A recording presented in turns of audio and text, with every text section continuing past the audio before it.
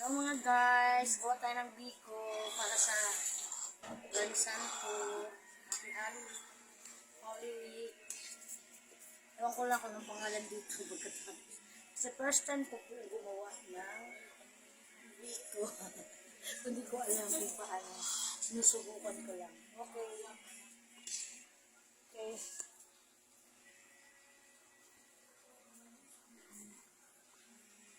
Ito mga guys, luluto tayo ng, kung alam eh, kung anong biko ba talaga to. Bakit may kasama ako nakuha ng ano ko. Yung iba gagawin ko na lang ano, hindi na biko. Tumayan na lang. Kasi madami yung sabaw eh. Yung mga guys, parang binignit na biko to. May biko ka na. May binignit pa. Kadami. At saka, sulitin na natin guys, kasama na yung tutong, yung dukot. Para hindi tayo lugi.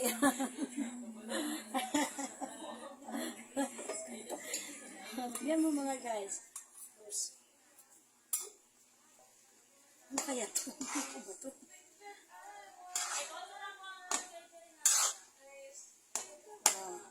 Haluin. Ano yung gipos?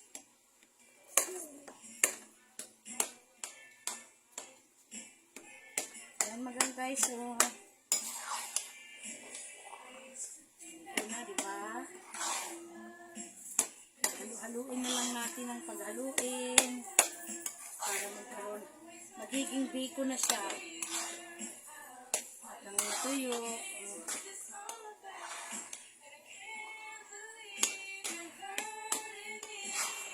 So mga guys, wala tayong takip eh.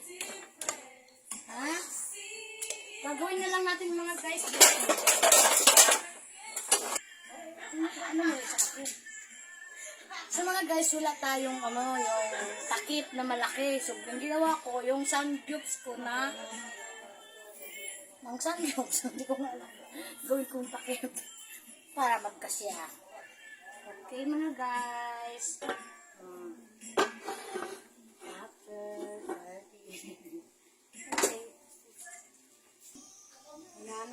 Unahan natin ang apoy at antayin natin ng mga 15 minutes. Tignan natin kung anong magiging resulta ng biko. After 15 minutes. Okay, after 15 minutes.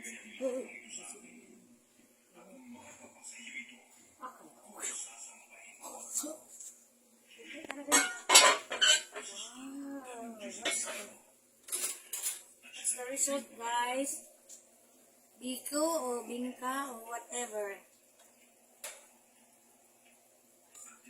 Matsing latik.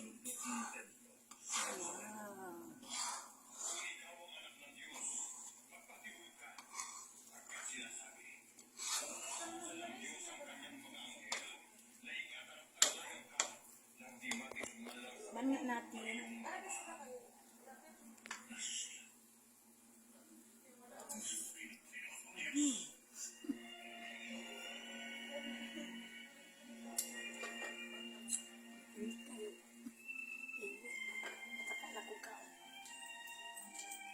Masarap pala. Yan ka. Ako ang focus mo.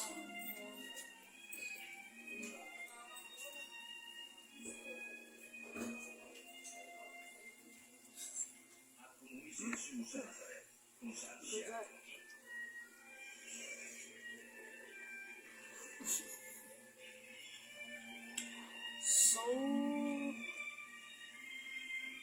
yummy.